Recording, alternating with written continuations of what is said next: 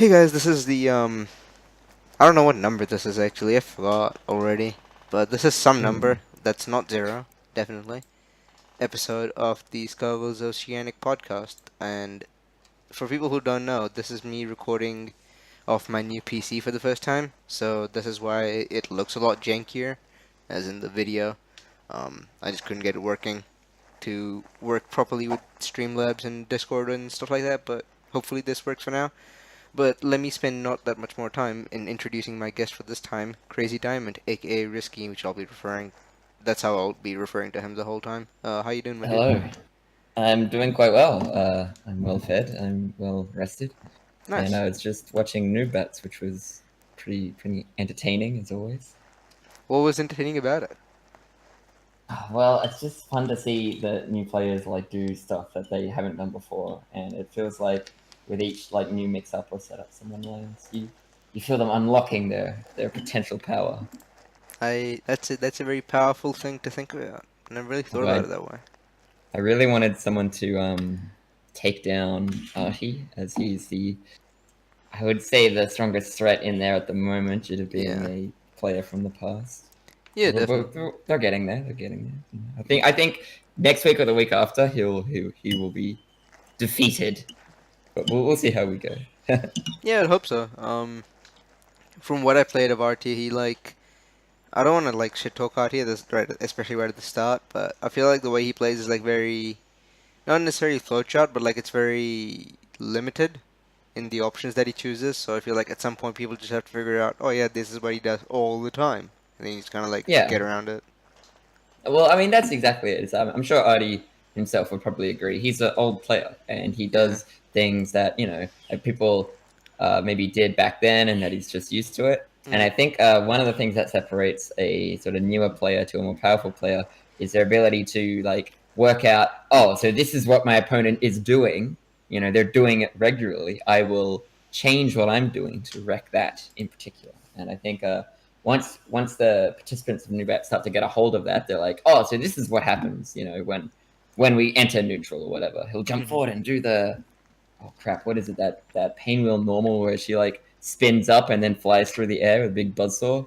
That normal. There's a bunch of those, so I don't know. It's either medium Whatever punch it or heavy is. punch. Heavy punch is the one where you can Yeah. charge. Medium punch is not the one where you can charge. Yeah, heavy punch then. Yeah, Yeah. yeah, And as soon as people realize like, so this is what's happening, I need to adjust my options based on that.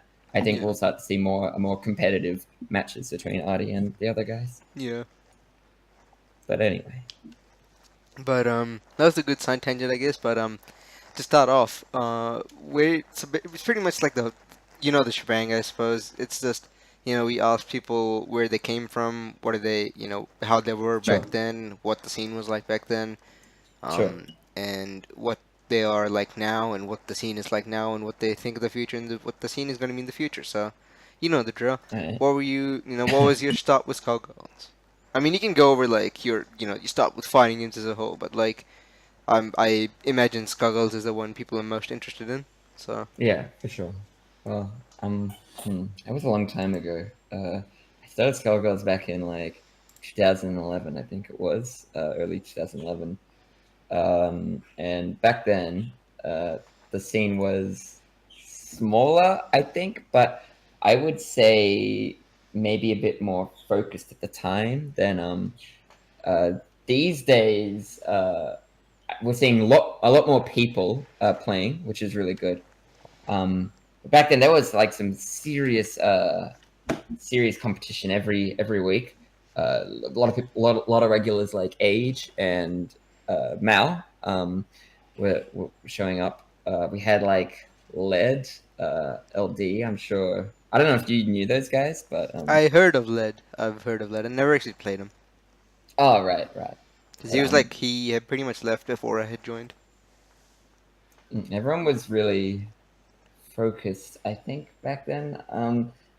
I think one thing that happens as the scene has evolved from all those years ago is that Skullgirls has kind of opened up to like a broader audience, and which is good in that there's more people now. But I also think after so many years, it's been like it's I guess it's just sad to see some regular players suffer from burnout and kind of drop off the map. I mean, this is kind of an aside. I'll get into that, but back then we still had Ranbats, and CM was a regular player, and I'd say the scene was smaller, but it was still good, even though it was small, because it was very focused, and we were getting our asses kicked like every week, which was great. By CM, Yeah. who unfortunately doesn't play these days. But I mean, I guess that's just what happens in any scene. It's like people move on, and some people stay behind. And keep fighting. I apologize, by the way, for his exceeding bird background noise. No, people were always excited about it, so it's all good. I see. Anyway, I never really did locals though for Skullgirls back then. These days I do, and playing locally is so fun. Ranbats is great, and our online community right now is really fun and great to be a part of. I mean, the locals are really something special. And what I'd love to see is the local scene in Oceania. How do you even say that word? Oceania. I'd love to see the local scene expand and sort of become like a regular thing where it's like Skullgirls right now, I think in the local scene is kind of a side game. It's definitely not one of the big ones, but I'd love to see that change. And a lot of the new players these days are really enthused to like see other players who are like them, just starting out, maybe new to fighting games as a whole. And I reckon that maybe with some more focus, I reckon we can take what we have now and make it into like a regular thing. Get people really excited for locals. Sorry to interrupt, but what exactly do you mean by focus? Like, I think I have an idea what you're talking about, but just to clarify. Okay, so I think when it comes to playing fighting games as a whole, it's kind of like, I don't want to say it's a commitment, but it's a lot of work. Yeah. And you need to keep playing regularly.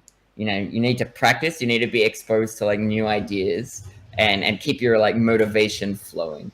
I think by focus, I mean sticking with it, maintaining regularity with playing, and I think practicing and I don't want to say getting better. You don't have to get good to be focused, but definitely maintaining regularity, I think, would be the way to sum that up. I think when Skullgirls first started, maybe it was because it was new and maybe more exciting at first. People were very regular and focused, and I saw the same people, coming week after week after week after week to keep playing and keep getting better. Like people like Age, for example, were there every day. Every week, and really just not falling off, I guess. Now you're gonna call somebody out. You've basically done that. Well, I don't know. I'm sure H would agree that he's not as regular anymore that he used to be. I don't think it's necessarily a call out. No, I don't think you were calling out H. I thought you were calling out some of the new kids. I think all new players in all fighting games share a sort of like they'll start with a sort of lack of focus because it's hard to be focused when you don't really know what direction to go. And I think if you're just starting out, it's hard to see, one foot after the other. It's hard to see what's your next step, if that makes sense. So I think we'll start to see with this whole like new bats thing, which has started not too long ago, 7 weeks, 8 weeks, is it now? Yeah, I think so. I think we'll start to see which players are really committed and focused, and which ones maybe try out fighting games and find out maybe it's not for them. Maybe they have better things to do with their time. I'd really love to see more regular new players upgrade into being good. I really hate new bets. Yeah, basically. I don't like summing people up as like good or bad, but but you know what I mean. Just like a committed, like a regular. You talk about them and you're like, that guy. He's a Skullgirls player. Regardless of their skill level. you know what I mean, like consistent, regular playing. I want to see that in the new players that we're seeing in new bats. And I think it's not 100% the responsibility of the player. I think as a scene, as a whole, there's a lot we can do to sort of keep that going and keep people interested and focused. I think personally, I mean, not to toot your horn or anything, Emma, but I think you've done a great job with this, the new server we have, and keeping people like involved. There's a lot of resources now we have to help new players in the scene, and there's a big sense of community, I think, which is really good. And I think that's half the thing when you're playing fighting games, is it's not just you playing, you know, you're in a community, you're in a group, and you all bounce off each other and you know, feed each other ideas and things like that. And I think as long as we keep that up, we'll definitely start to see more regular focused players and I mean, more players in general. But I mean, what really matters is if people are gonna stick around and, you know, give it their all. And I think that in the direction we're going, we'll definitely see that as time goes on. I mean, I was really surprised just this weekend. We had our Sydney local, and like almost every person in the server from New South Wales, like who plays Skullgirls, went to the local, and they all had a fantastic time. Nice. So that was really good to see. I reckon if we can like make that a regular thing, you know, we'll definitely see some. Wait, you mean growth. Like New South Wales as a whole, like the whole, like people who was anyone who was in the state? Well, I mean, aside from Haggith, who lives in fucking Wagga Wagga, which is a bit of a drive, you know, like 10 hours to get to Sydney. Yeah. We had a lot of like not inner city players, like just regional. I mean, myself, obviously, I live like 2 hours away from the city, but yeah, I'm already a regular player. But we had people like, I mean, there's CJ and Caduceon are sort of outer city suburbs. But then there's like Tox, who lives all the way in the fucking like Blue Mountains or some shit. Oh, he's up there, like very far away. He came in. I was really happy that Makinomi came, because I think that he's a player who maybe just needs like you know, he just needs to be pushed in the right direction, you know, and he'll have results to show for that. Yeah, for sure. And I don't think that one local is enough to say, you know, that's it. We've got it. We've got the local scene now. It's good to go. I hope, though, I'm hoping that next month we'll see all the same people again and maybe some even more. I would personally love to see Haggith come down for a local. But yeah. It'd be tight. And he has expressed some interest, so that would be great. Yeah, hopefully if he's able to get out of bumfuck of nowhere, he'll be able to visit. Absolutely. That is one thing I will say that compared to 2011 and now, one thing has changed is that Skullgirls actually has like a local scene now. Sort of. Unbelievably, in fact, I would think Skullgirls has kind of exceeded the usual lifetime of, you know, like a small fighting game. You know, it persists. Totally. Even though it's, you know, it's not one of the big games like Smash or Tekken or Street Fighter. No. And yet it persists and has actually maintained a local scene, which is really good. I think at this point it's more like how Melty was, like how it was like a meme game when it first came out, and then kind of some of the people stuck around, and then it just has gained notoriety as a meme game, and now people play it seriously. Yeah, it's like it's at that level now, I feel, or like getting to it at some point. Yeah, I agree there. It's like it's not a big name game, but some people like played it. And at first it's like, haha, check out this funny game. And then you get people who are like, this is actually really fun. And then that becomes their game, you know. So I'm glad that Skullgirls has progressed. That's really cool, yeah. It'd be tight if that translated to tournaments, but, you know, one step at a time, I suppose. Well, I mean, you know, I think we do have to take it one step at a time. If we, for example, if we had a regular turnout at monthly events across Australia and New Zealand, then we might even see it at like, you know, OHN or something. I mean, not as a DIY game. It was actually at OHN or BAM. It's usually a DIY game, and I'd love to see it as like, you know, not a trophy game probably, but I mean that would be amazing. But You know, At least realistically, something I'd love that's to see it as more, like a side game. yeah. Yeah, bit more relevant than like one laptop and like 6 people play. God, I would hope that. I hate when games are played on a laptop. I just feel like it makes the game a lot more cheaper. Yeah, no, I see that. We we had one at OHM last year. We had one laptop to Jesus divide Christ. amongst us all, and it was really How many something. people were there? There was actually, I think, about 15 to 20 people. I Jesus don't remember the Christ. exact number, Running that but on that one was all laptop. on one like laptop Oh setup. god, that's terrible. Yeah. Like I feel like if you run a tournament on a laptop, it just like makes it look a lot cheaper and it doesn't gain interest because of it. If you have the game at Yeah, least yeah. on like a monitor, it just gives it a lot more official look, which is one of the biggest reasons why I was super against having laptops at BAM. But I mean, if Mm. you can, if you have to, settle with a laptop, then that's something I guess you have to do. Yeah, no, I get that. If you're like a spectator and you're not necessarily interested in Skullgirls in particular, you walk past like a tiny little laptop, you're not going to think shit of it. But, a Yeah, big screen with lots of people watching, will generate hype just yeah, by being a spectacle. So yeah. I agree that we want more equipment for our tournaments. And I guess that's up to me actually and some other regular players in New South Wales to actually start fucking pulling their finger out. I have like never brought anything to a local. It's time for that to change. Just always take and no give. Well, it's I used to time to do like that. bring an actual setup. I used to do that heaps when I first started my local community or like first started being a part of my local community.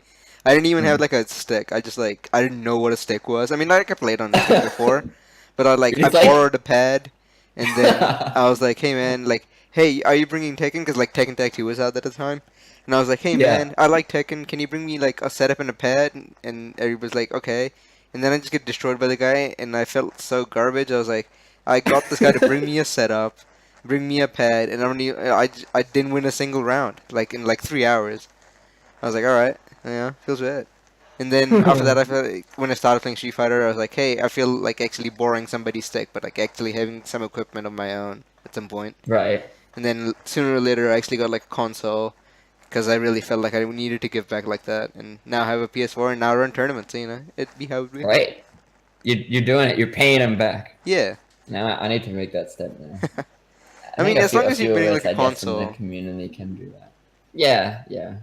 I do want to bring a monitor though. I have a good monitor for it, but it's just I just have this I just feel a bit nervous about it. It's like, what if Traveling I with break it? equipment is really scary, especially if you don't have Yeah, a car. It's absolute yeah. garbage. I have to do it on the train, which Yeah, I'm I don't actually recommend it. kind of okay with, but like just always walking around with it in my back. Like, what if I just fall over and everything breaks? You can get like a big suitcase, I guess, if you really like, if that's an issue. If you Oh really want yeah. to do that. Yeah, no, that's an idea. I do want to do that because, like I said before, it's up to us as regular players to keep the scene going, Yeah, and we've got to do our bit. And you've done your bit, Yover. It's my turn to stick my finger I'll send you the $5. It's for stroking me off. out. No, but yeah, Oh. like the funny thing that I realized, like as you were saying that, was in 2016 when we had started new ran bets as a whole, and Shuffle was like, I'm promoting this everywhere. I was so against it because I Mm. just didn't care about the overall scene as a whole, I guess, and Right, like not right. just Skullgirls Oceanic, but like Skullgirls overall. I was like, this game is done. Nobody new is gonna play this. Everybody's gonna play, whatever else garbage shit game that's gonna come out. So they're gonna play Marvel Yeah, Infinite, which was yeah. funny meme. Um, and everyone's gonna play when Dragon Ball was announced. I was like, everyone's just gonna play Dragon Ball. No one's gonna play this game, and there's no point in trying to increase it. And Shuffle proved me Mm. wrong. Like he got heaps of people into it, and Yeah. especially with the server, it's like now I feel we have like 60 people or something. He was like when Yeah. I had discussed the bringing up like I had brought up actually having our own server. He was like, "There's no point. We'll just have 8 people." And I was like, that's a fair point. And then I made the server, and now we have like 60 people. And I'm like, all right, that's cool. Yeah. I think Shuffle needs a call out, a good kind of call out in that he has done so much work Oh yeah, through yeah, the yeah. He community, basically and ran he 2017. he kept it alive for a whole year. So Yeah. shout outs. That's the word I'm looking for. Shout out to Shuffle for Yeah. putting in all those hours. And I think it's fair enough that I think Shuffle needs a break, and it's time for us to continue the tradition Yeah, run and it in his stead. keep it going. Yeah. Yeah, and we're doing it so far. I think in terms of the future, I know we're kind of being a bit all over the place in That's terms all of good. past, present, future here, but I would like It's to Trial say Famadorian podcast. It's all good. I've I've noticed that we are getting new players, Yeah. quite a lot of actually new players who just joined the server. I think one of the biggest jumps that I think requires the community's participation in to help these new players get over this jump is that when you join like a new community or like the server, for example, like if you've never played Skullgirls before and you see it and you're thinking like, okay, that's cool, here's a cool server, I'll join it. I think the biggest hoot is at first feeling like you're part of the group. It's like feeling like you fit in or you belong. And I think maybe there's a little more we can do as a community to sort of ease people into the group, so to speak. It shouldn't feel like a clique, you know what I mean?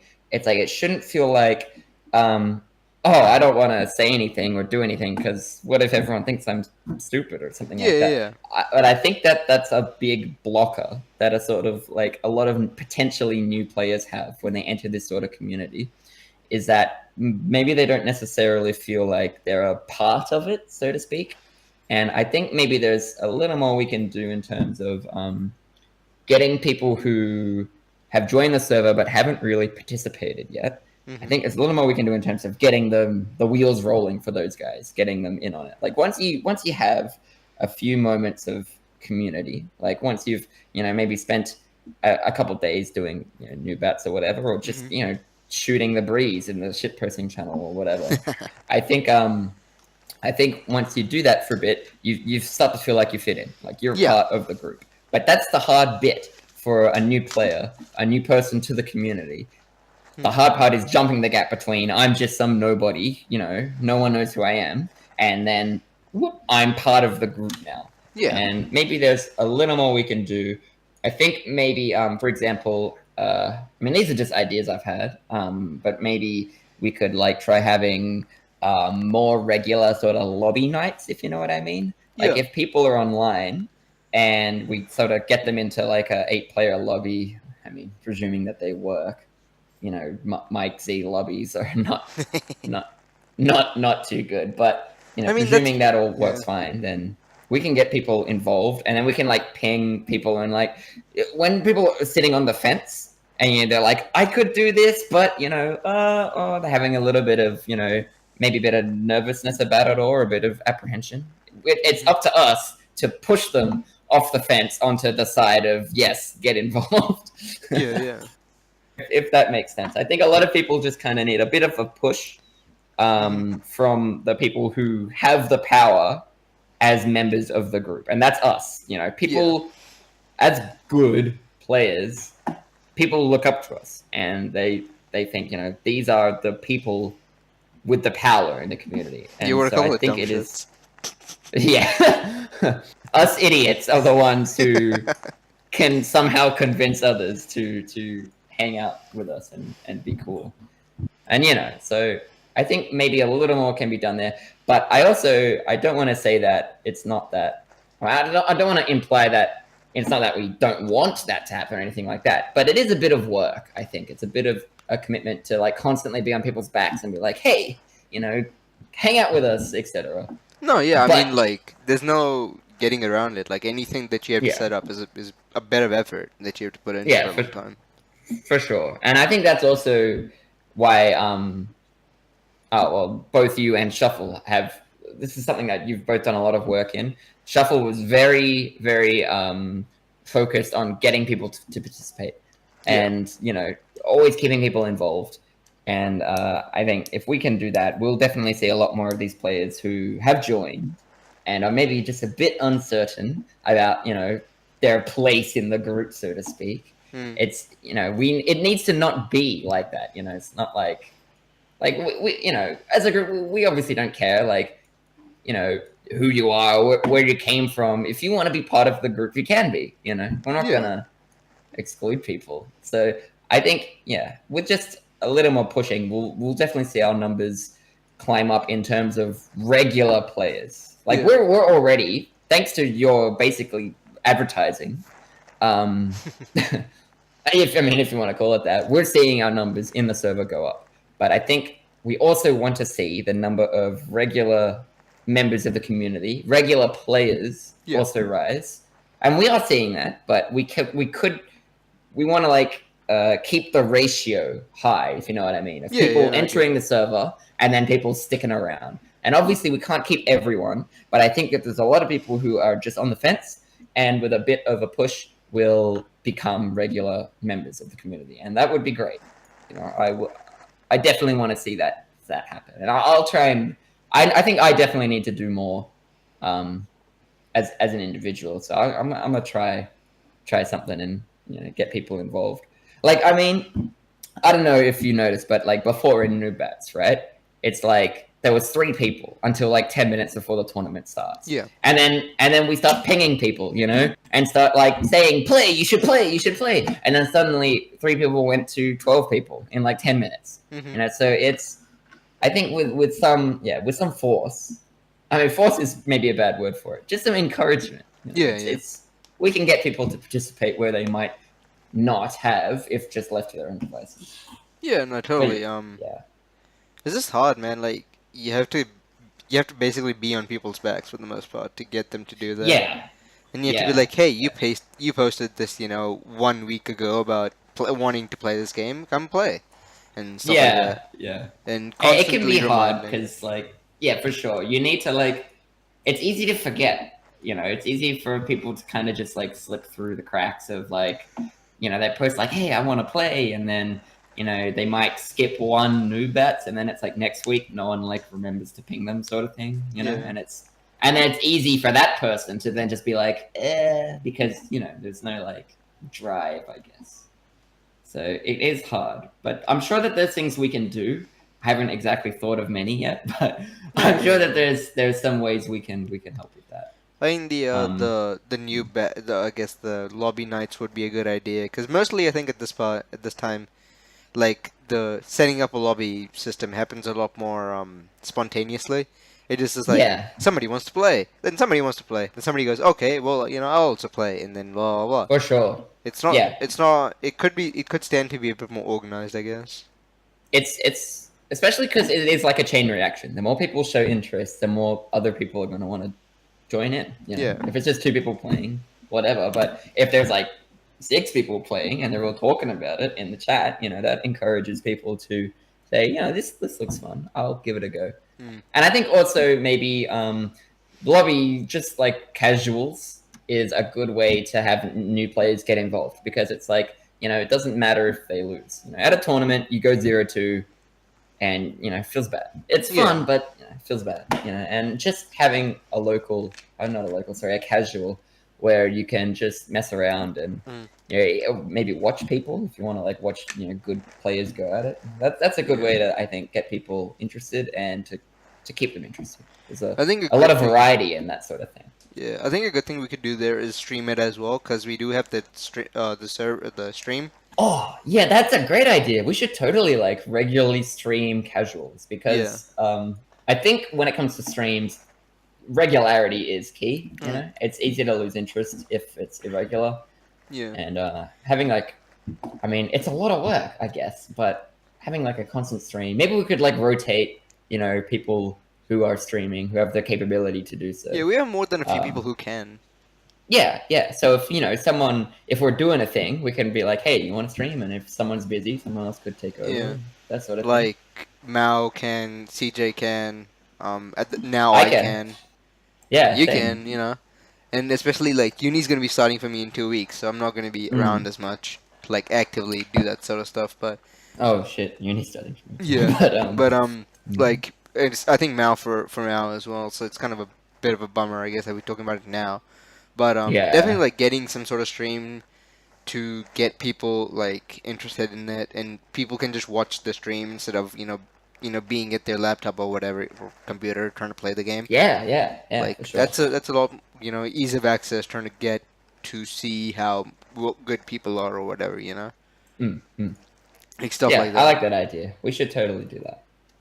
And also we should also stream other things, but that's a separate topic. Yeah, yeah. Like I was talking about how we should like stream more analysis stuff, because before how I was kind of forced to do analysis was I had to record stuff and then play it back because I couldn't stream and play that stuff at the same time. My computer would just explode. Right, Um, right. but now I have a bit of um, a I guess I don't know, a warmer potato, I guess, than a garbage potato. I don't know. Um, it's a bit more of a possibility, especially with recording the videos and just going, oh yeah, this was absolute garbage. Why did you do that, you idiot? You know, and be talking with the people about why they're doing things and stuff like that. Yeah, It'd be a lot more useful just to be promoting and creating content. I think a lot of the time can get people interested in it as well. yeah. So that'd be Hey, something. on that topic, I would like to do an analysis with you sometime. Sounds like it would be You want fun. to grab the Mao matches? I can do that. Yeah, sure. Because Mao had like a half an hour of set. What you have you versus him, right? So I can just go over Yeah. that. Just saying, I played like absolute dog shit. But I mean, If you want to grab a that's set probably of the you best winning, part that's to announce. No, no, no. I mean, it's actually probably better to no, that's what I was saying. Yeah, analyze those things because it's like that's when you're playing not very good is when you're making mistakes, and that's when you learn stuff. That's when it's yeah. like, wait, why am I doing this? Why am I doing this? You start to see things in a new light. You have to make mistakes to be able to do that in the first place. So Yeah, something related I, to I, I that wouldn't mind. was how I was reading in like this was like in part of the Smash Discord that I was in, and somebody brought up a great point. Was like you shouldn't be aiming to improve your A game. You should be aiming to improve your B game so that your A game improves naturally. Because Yeah, you're never going to be playing at your A game. You have to make it so that the average you're playing or the garbage you're playing is better than the garbage you're playing now. So that yeah, you for play sure. less garbage, and so your better increases over time, like Yeah, naturally, instead of trying to force yourself to be better. yeah, I can agree with that. It's good to improve your consistency by Yeah, doing things like that. It's like you can like absolutely kick ass one day and just be like, I'm playing like with total power. But it doesn't matter if then like 100 other games you're playing not as good, and that not as good is not winning you games. It's like yeah, you got to make your not as good good. yeah. You gotta be And good enough so that when you're not playing good, you're still the second best in the world. we should like definitely increase the regularity in which we do analysis. I think Yeah. because I think one thing that uh, well, one of the hardest things about fighting games is finding out which direction you should take. Hmm. Because when you are playing, you have your perspective on the game and what you are seeing and doing. Yeah. But the hardest bit is like seeing the stuff which isn't your perspective. Which I mean that I know that sounds stupid, but No, yeah, no, I get it. like you need other people to tell you stuff that you haven't thought of yet. Yeah. I mean, it's possible to work it out yourself, like stop thinking a thing you're thinking and then think Yeah. something else. But that's really hard, you Yeah. need people to help you do that. You need people to be like, hey, this thing you do, you probably think this about it, but maybe you should think this new Or thing maybe you don't think instead. at all. You know? How about that? Yeah, yeah. I used to do Well, that heaps. I still do that heaps. Feels bad. hmm. But no, yeah, like I had to get CM to yell at me like 50 trillion times for me to be like confident enough in my own matches to go, okay, I should analyze what I'm doing. Like I used to do Yeah, that yeah. heaps. I don't know if like I don't think you were there, but like when I had started, I used to like analyze my own games by just going through replays and just like Sure. doing this sort of stuff. Like I'm talking about what I'm doing, and hope like a lot of the time I was just plain wrong about its mechanics and stuff, and like plain wrong about why things worked the way they did and what I was doing and whether it was a good idea or not. But the more you Yeah, do it, the sure. better you get at that as well, and the better you get at Yeah. self-analyzation or analysis, I guess. That's a terrible word.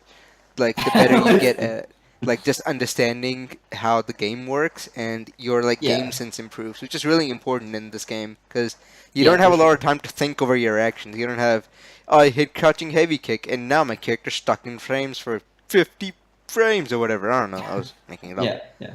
You know, like if you I did get something you. dumb, you die for it, and you die like 5 seconds. You know, like and you just die. You know. Yeah. If you got hit by stupid beatings and you don't have time to mull over, oh, I got hit by stupid beatings and there's a reset coming, like there's 5 resets coming at you, like right away.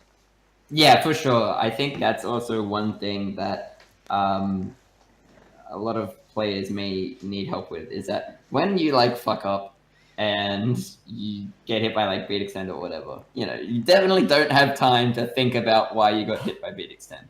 You need to be ready to not get hit by the next thing. So I think it's good to do that sort of thinking with analysis, like Yeah, after the game. And you look at it and you're like, okay, it's time to not hit buttons in these situations, yeah, If you're sitting there in the middle of the game thinking, what do I need to do there instead? It's like, it's not the time. You're just going to lose because you're yeah, thinking about fucking shit that already happened. yeah. I told that to Uh, Busy, and for some reason I think he's on a Mac, so he can't run replays, so that's pretty garbage. But uh, I did that for him a while ago, and I haven't played him since. But I might do that again just to kind of help out. see how he's going. Yeah, because I Oh, think if he's you, Because I think currently, not to blow any other people up, but I think currently he's the one with the most potential to leave the new role, I guess, sure. which would I be will say, I agree with you, but I will say that I think Caduceon has grown quite a lot since he came back. Like, yeah, how he yeah, had like a yeah, little break? He's like come back and now he's doing like actual cross ups and stuff. yeah. He Um, like beat me up pretty bad like a few games when we were playing. It was oh, like nice, 10-3, nice. but the three were dominant threes. You know, it wasn't like I made 50 Yeah, mistakes and he barely killed me or whatever. yeah. I get you. Yeah, I think yeah, he's definitely, if he keeps it up, and I think he needs to I mean, not to call him out specifically. I think this is just a general um, problem that a lot of new players have, is that you need to be able to, like, I mean, like I was saying before, just see what you're doing from a perspective that you haven't considered yet. yeah, It's easy to like hear something and just be like in your head, oh no, because X or Y. But yeah, like that's a very like anti-learning way to go about it. I think that's also why it's important that we should have analysis and we should have more than one person doing it. So yeah, that way you can like bounce off ideas off each other and sort of like mull over them. It's like how you were talking before about how you did analysis and you were like just like wrong about the mechanics and stuff. yeah, If there's two people there, then the other guy can be like, I don't agree, and then there's like constructive discussion about it. yeah, And I think if we like do that for players like Caduceus or Busy who are getting good, but still have a way to go, then I think we'll start to see a lot more progress. yeah, yeah, And I'm really enthused to do it because, like I said at the start, I love seeing when a new player does like a thing they've never done before. It's like, oh, that's progress. Oh, yeah, feels good. And also I think when it comes to fighting games, you can like lose like a million times, right, against yeah, someone, and then you can like do one thing new and still lose like a million times. But that one thing you did that you've never considered before, that can feel so good because you're like, yeah, wow, there's so much to this. I could go places with this. yeah, So like, if we have people talking and discussing, coming up with new ideas, I think we'll be able to be the seed of a lot of inspiration for newer players who mm, maybe like are lacking a sense of where they need to go next. And I think that'll be really helpful for people. yeah. Oh, and speaking of Busy, by the way, maybe I don't know if you already know this, but at YSB, I told him the grand finals were going to be me versus him, and they Yeah, were. yeah, that's what I heard about that, and I heard you didn't lose the game, so No, I didn't. that's the only masturbatory stroke I'll give you. So enjoy it. To be fair, a lot of the guys, in fact, all the guys who came from the server, have never been to a tournament. Oh yeah, yeah, It's definitely. big different when you're Massive. like in the chair and everyone's fucking watching you. And somebody's talking shit behind you. Yeah, absolutely. Of And course, I you'd was be that guy. definitely doing that to Busy the whole time he was playing. Oh yeah, dude. That's why I love offline. Is online is so much more different. You just sitting in your undies playing your game in front of your stupid screen and whatnot. Yeah. You're in the position of your life. You can scratch your butt and nobody's gonna give you any shit for it. But if you scratch your butt like in an offline event, there's gonna be 50 people making jokes about you, and maybe 5 of them will tell you Yeah. that they made a joke about you. That's I that's weird. think yeah. I think also in offline, the shit talk is better. I mean, okay, that's weird, but like when you're in online, you can't see, the other people or whatever, and someone like says that, oh, you did something wrong. It's easy to interpret it like, oh, they think I'm stupid now or whatever. But what if you're offline and there's like 15 of you and you're all just, shit talking and joking? It's like, you say to your friend, oh, that was stupid. Why'd you do that? And it doesn't come off as like, oh, fuck you, you're stupid. It comes off Yeah. as like, haha, funny memes. Or it's It's more a lot easier, more I think, to constructive. Yeah. yeah. You can like it's easier to learn, I think, in offline, Yeah. and the environment feels quite comfortable. You're playing And with other human beings that you can see. So yeah, that's for like a sure, massive for part of sure. it.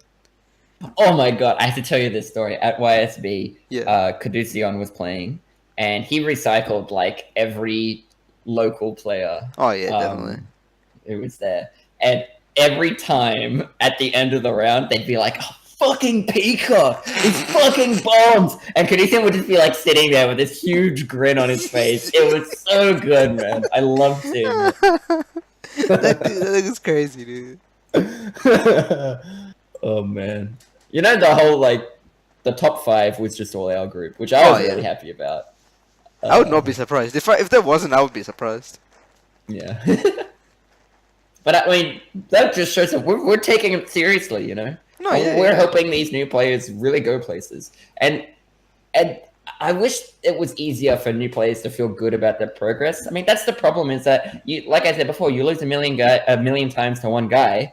You make like a big improvement. Mm. You still lose a million times to the same guy, because Yeah. he's like leagues better.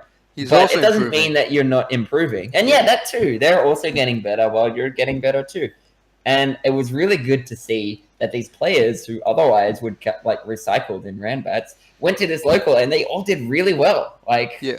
that was really good to see. And I hope that it encourages them all to further participate and increases their drive to like get good because it showed them like you are making progress, you are making steps, even if you still go 100-0 against Shuffle like Marky did that one time. That's rough. Hey, I don't know, man. props to Losing to him Shuffle for is playing garbage. 100 games. No, I respect playing 100 games. It's just if you lose to Shuffle, like if I lost to Shuffle, I'd feel garbage. And, yeah. And Shuffle, Shuffle, can, sue me. That's all he can do. He can't beat me. It's also good. Shuffle like started recycling me, and then I was like, okay, Nah, it's time stop to this. like not be a noob, and that doesn't happen anymore. Yeah. I don't know. I mean, Shuffle's cool and all. It's just he hasn't been playing, so Yeah, that's his biggest downfall. yeah. And I If feel he he's like played the kind more, of guy who like if he doesn't play, he gets super like not destroyed, but like he like he super just doesn't. rusts. Yeah. Yeah, I mean, in terms of like gameplay, yeah, I see what you mean. Like, if he doesn't play and doesn't like keep up with how everyone else is playing, especially the way he plays in particular, where he tries to like wreck you for thinking stuff. Yeah. I think that requires regular playing to like keep up with. Yeah. I mean, I don't want to say the meta, but like what everyone's doing, what people tend to rely on, and things like that. And if you don't keep up with that, it's hard to continue recycling. Yeah. And I think also, since Shuffle is kind of like a pillar of the community, so to speak, it's like he's one of the people that new players would look up to. Yeah. And I think if you're in that position, if you don't play for a while and you come back and you're like really rusty, it just feels bad. Yeah. Because it's like you have an expectation for yourself. Everyone else has an expectation of you as well. And then if you're not meeting that expectation, it's like, oh God, it's not very motivational, I guess. Yeah. But I think he really just needs to push through it. Yeah. If he wants to get good, like if he doesn't, whatever. You shouldn't. DBZ's I cool, wouldn't. man. Yeah, I wouldn't judge someone for not wanting to get good, but like, yeah, he just needs to push through it. I reckon he'll definitely get good again. Yeah, when he was getting better, he was like actually getting kind of scary. He's just, I think he's the kind of person that like doesn't have any game sense, and I don't mean it in a negative way. I'm the same way. Like, I don't think I have any game sense at all. I just had to learn everything and be like, okay, this doesn't work. This doesn't work. This works. This doesn't work. I have to, and not let people do anything stupid. And I think me and him actually think very similarly about a lot of things. It's just I've been playing for a lot longer, and a lot more consistently than he has been. Because even though, like, even when we had started, there were points where he had been like, "Oh, I'm doing this other thing. I'm doing this work. I'm going to Romania. I'm depressed over my girlfriend. All that sort of stuff." And like it just kept him from playing as consistently as he did. And I think that's I think like that's the biggest reason why I've like surpassed him at this point. Yeah, for sure. That's just the sad reality of not having time, not being able to just like relax and start playing. Yeah. I feel like a bit like that with Age too. He hasn't really been playing much lately. I really want to see him start playing again. Age, if you're listening to this, you got to play, okay? I think he's got like some work or something. I don't know. That's probably like a big thing for him. Yeah, I heard something about him just being really busy lately. I would like to give a shout out because I know I was saying at the start, like mentioning how Age doesn't really play as much anymore. But I would like to say that like throughout 2011 and also when I came back to the scene like last year, Age has always been to me like way above me, and I've always been absolutely recycled by him. And I've always used him as like the guy I want to go to get my ass handed to me. I think if it wasn't for him recycling me over and over and over and over and over again, I would not have like grown nearly as much as I ended up doing. Like, I mean, and also Jedi and you, Omar, and everyone else who recycled me. Like, you got to be recycled to get good. I think you obviously have to fight people better than you. Absolutely. And everyone here, but I would say, I don't want to say especially Age because I don't want to like tier list people, but okay, I'll just say Age in particular for this example has always done a really good job of just handing my ass to me and making it fun. I mean, a lot of people I think don't like losing over and over and over again. I think there can be some fun in it. It's like a roguelike, I think, if you really want to like think about it that way, where it's like it's the same sort of puzzle, it's just a different one each time, and you have to figure it out, and Yeah, that's true, and coincidentally, I love roguelikes. Well, there you go. There you go. Called it. No, I'm just kidding. I don't know. No, but I feel like the more I play fighting games, the more they feel like roguelikes to me, and I can see the appeal in them as well for that. Is that every time the challenge is different, and the challenge is always similar. That's why there's just one game instead of it being like 50,000 games in one roguelike or whatever. But like every challenge is uniquely modeled to be a different experience, and you have to learn different things about different you have to learn different things about different things. That's cool. Yeah. No, I get it. It's like the game has like 1,000 mechanics or whatever, more than that. Like tens of thousands of mechanics. But they don't necessarily come into play at any point during the game. Yeah. So it's like you can play a roguelike or whatever, and you can have like your particular skill with certain mechanics tested, and then other things go untested. And the same in a fighting game. You can have like you can play one guy, and then he'll like make sure that you know how to not be reset to death. You can play another guy who stops you from doing your idiot like jump in, just hit a button sort of thing. Yeah, I wonder who that was. It's like, oh, gee, I don't know. Wasn't me. Long time ago. And so it's like each different game is unique in that you get different skills tested. The experience is different each time you play, but it's the same game. And yet it's so different every time you play, and it's always really challenging. So it's like you have to learn the whole game to become the best, I guess. Yeah, you have to be like That's one thing I really like about Skullgirls that I feel isn't or wasn't as true with other games of its generation. Which, like, let's be honest, like Skullgirls is not a game of this generation anymore. There's. Yeah, yeah. But like around the time of Street Fighter 4, stuff like that, I felt like those sort of games were not what I'd like to call honest games because they didn't feel like they didn't teach you the whole game. Like Mm. if you learn Street Fighter 4, you could be like a Honda main. This only works at like a certain level, obviously. But like you could be a Honda main and never learn to approach, and you just always turtled, and you always held down back, and you always lost a Ryu, and you'd be like Ryu is garbage, and you'd be like yeah, and then against like stupid characters like I don't know like some characters they have to get in against you. You destroy those characters and you play the matchup and you're like, alright, I destroy these characters but I hate Ryu because Ryu is a evil character, destroys lives. And Yeah, you never like learn to actually play the game because you're always stuck in the mindset of playing your character. And I feel like Skullgirls is especially, I mean, it falls into that to some degree. Like you see people like Jedi. I feel like Jedi doesn't know how to approach, and part of it is because of Squiggly. mm. Because he's never learned how to force people to approach him, but that's also probably because of the different games that he's played, never really forcing Mm. you to learn that. Like Melee I doesn't really think, teach you approaching that well. Street Fighter 4, I've yeah, said my part, and Skullgirls like Squiggly, you don't really approach the Squiggly as well anyway. You kind of like stick out buttons and hope they work. But like the point is that I feel like Skullgirls, even as a whole, is the one of the most honest games I've played because it forces you to be good at the entirety of the game. You have to learn how push block works. You have to learn how your buttons work. How you have to learn how your opponent's buttons work. What they want to do in neutral. What their different assists are, and all this stuff like that. So like yeah, that's for why sure. getting better at it, it's such a rewarding experience, and I feel like that's something that if new players would understand, they would be more willing to spread around, and that might be something Mm. that could be a good thing to push for, I guess. But that's something Yeah, hard. That's like really hard to actually like, just push though. So that's kind of weird. yeah. Well, I mean, I think the problem you're describing is kind of inherent with all games, all fighting games anyway, in where it's like you can be only exposed to a certain like amount of the game, and then to you, that's what the game is, and then Yeah.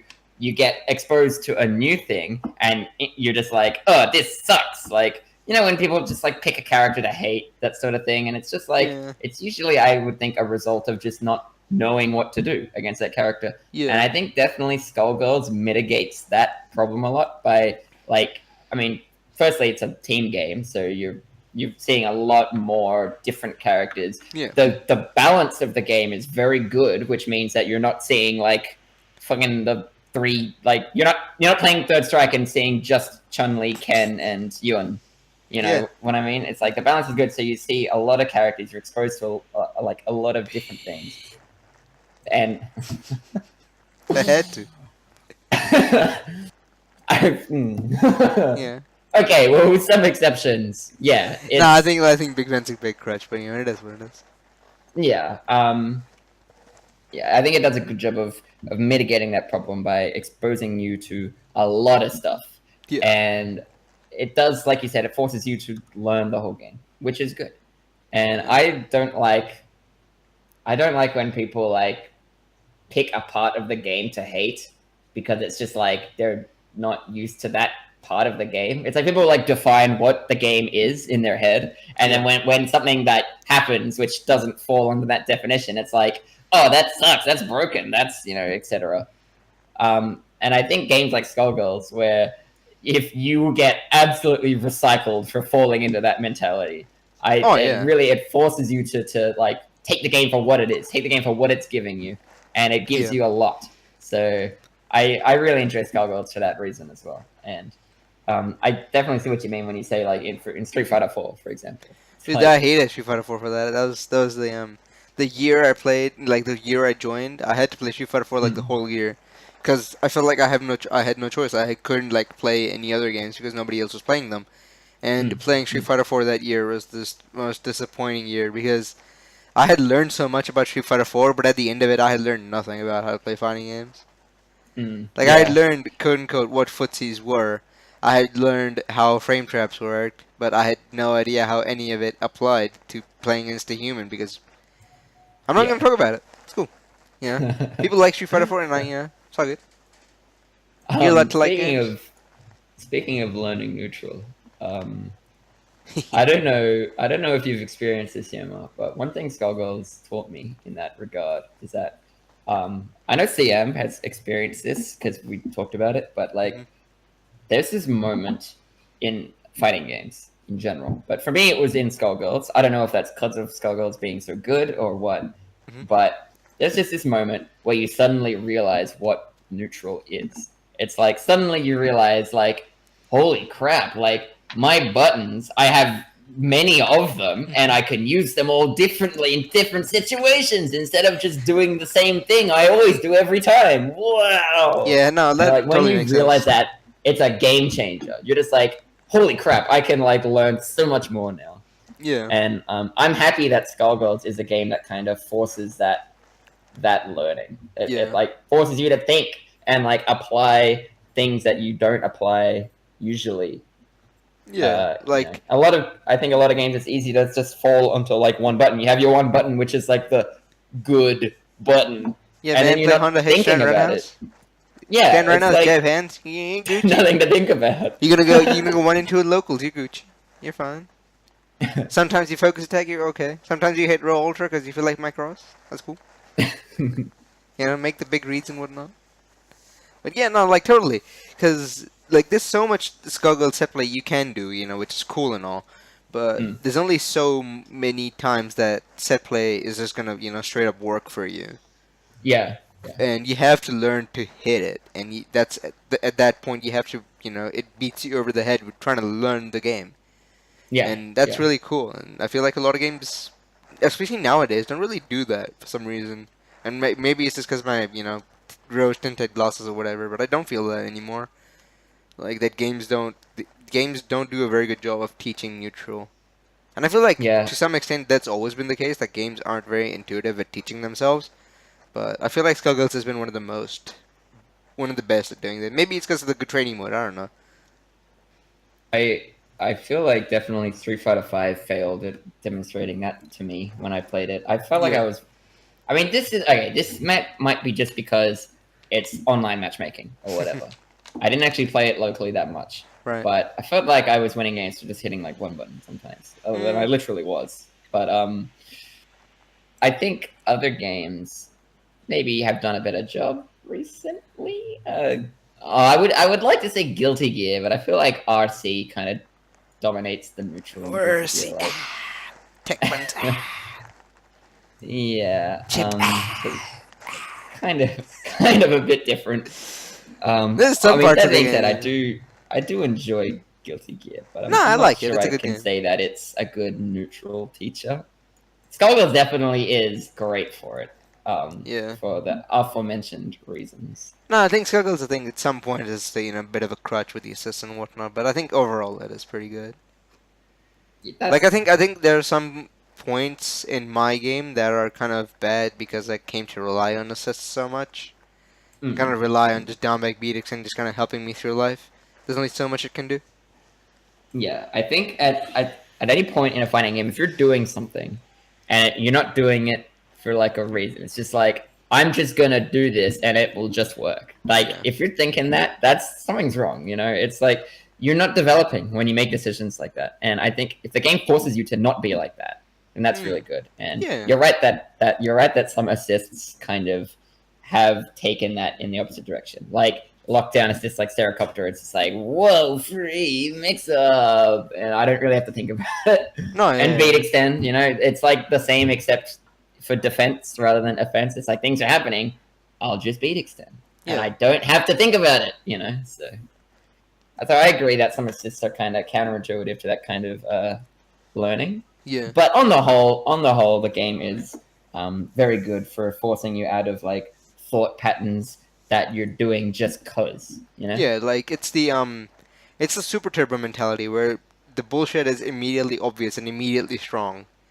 At least, Yeah, for some yeah, parts, but getting around it is stronger, quote unquote, because you're not dealing with it anymore. But it's harder. It's yeah. it's like an order of magnitude harder to do. You have to when somebody's just hitting beat extend in neutral and just down backing. It takes a lot of skill to actually run up and throw them for doing it, Mm, or trying to bait it mm. in some other way. It requires a lot more thinking than just down back and hitting it.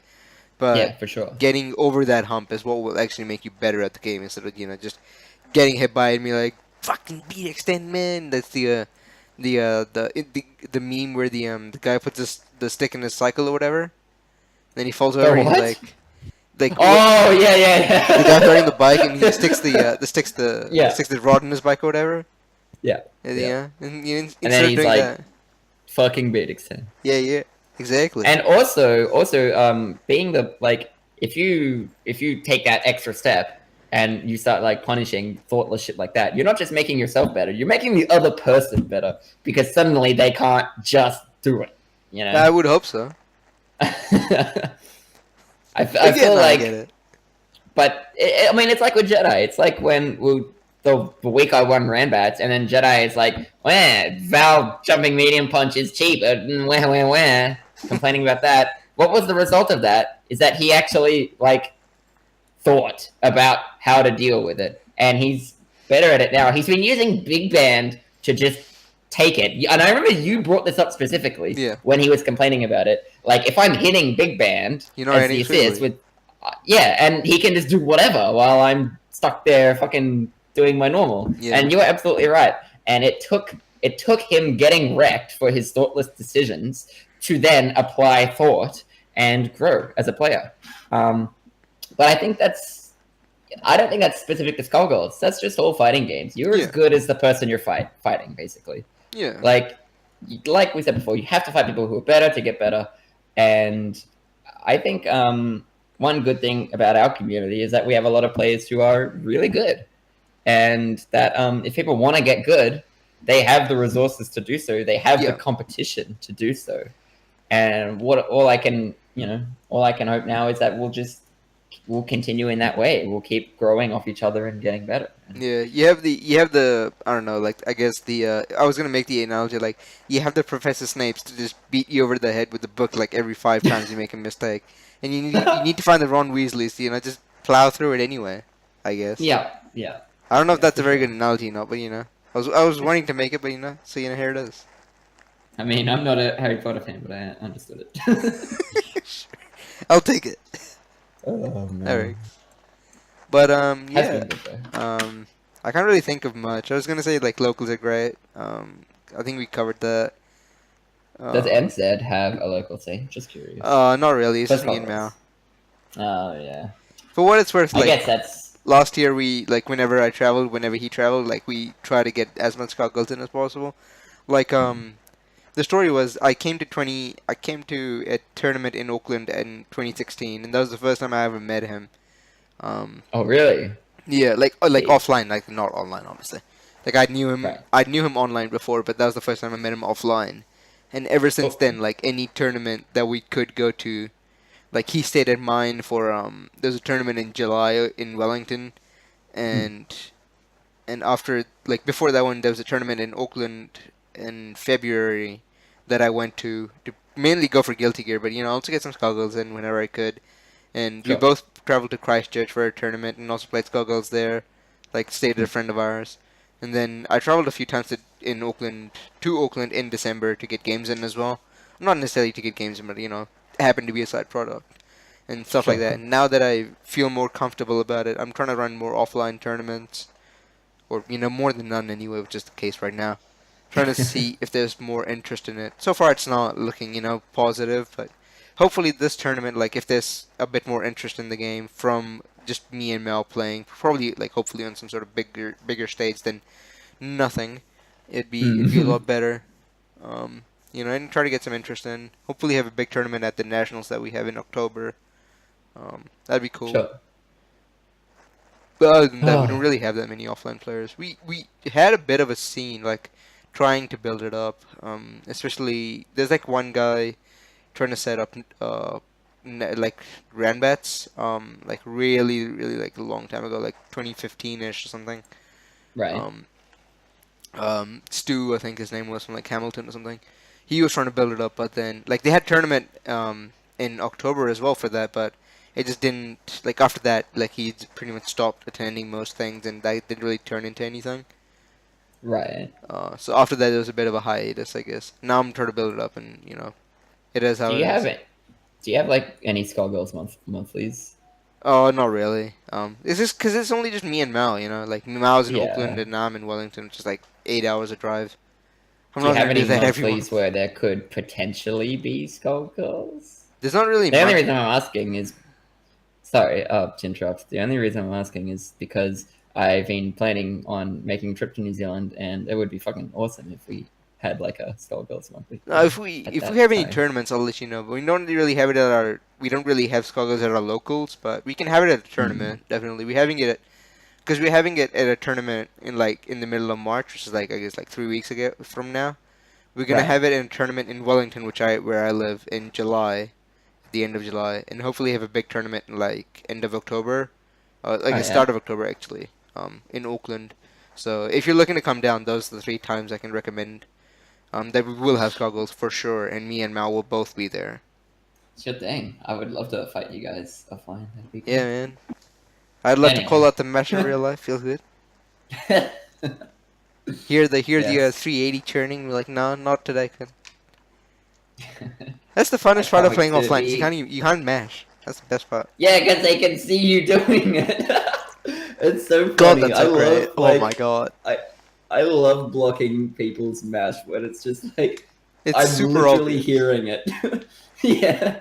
You can just look at them and go, Uh. okay, just stop, dude. It's all right.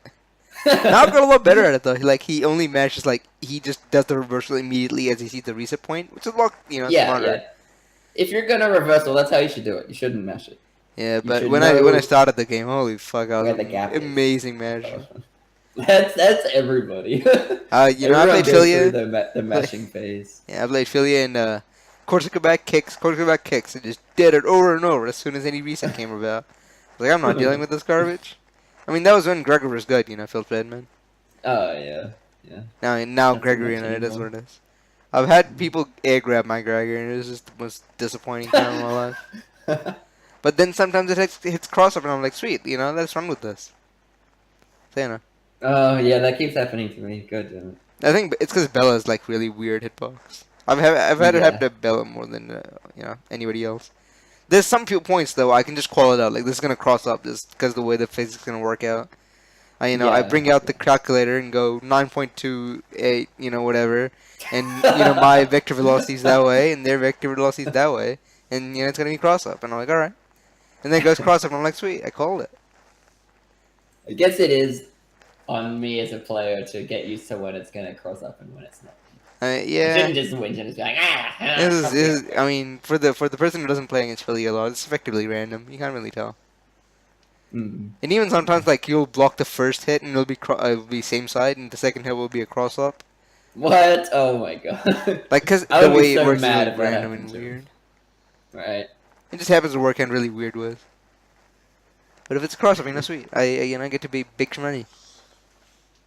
The best time is when it like hits same side on the first hit, and then they land, and there's no blocks done, so it's a cross up, and they have to block cross up. Oh, And I'm like, hey, that's cheap. I earned that. That's cool. But Good job. yeah, that's sick. Trying to think anything else that I could have mentioned or like So brought up or anything. I here's the guess what do you think thing. about the Just individual players? We didn't really cover that. okay. Let's go down Individual the tier players. list. What do you think about like people's strengths and people's weaknesses? Like, it's your opinion. Nobody has to justify it. Hmm. So, Okay. Well, I like talking about specifics. I usually don't like summing people up, but I'll give it a go. I think. I guess we'll start with Jedi because he's yeah. number one, so to speak. I'm No, so okay, he's number one. I I'm shouldn't. I tired shouldn't of make this. a joke about Yeah, not yet. I'm still tired of it though. I'm Yeah. gonna I destroy think Squiggly at some point. Jedi has a very good knowledge of Skullgirls mechanics and how to use them. I think he's constantly improving like his I went to say optimism to describe like making things optimal, but that's not the word for it. But like even in my limited perspective of just being recycled by him, he's done a good job of making sure each hit he gets is converted properly with like optimal combos. His ground strings are very scary. You know how he just does like the double dragon, stance or high low, that sort of shit. That's like very simple and very effective, I think.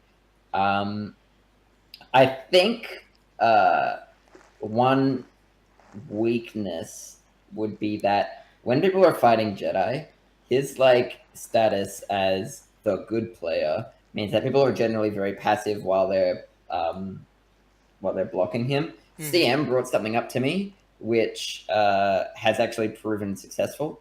Is that I think a lot of his reset points have quite a big gap in them, meaning you can like jump forward over it as it happens.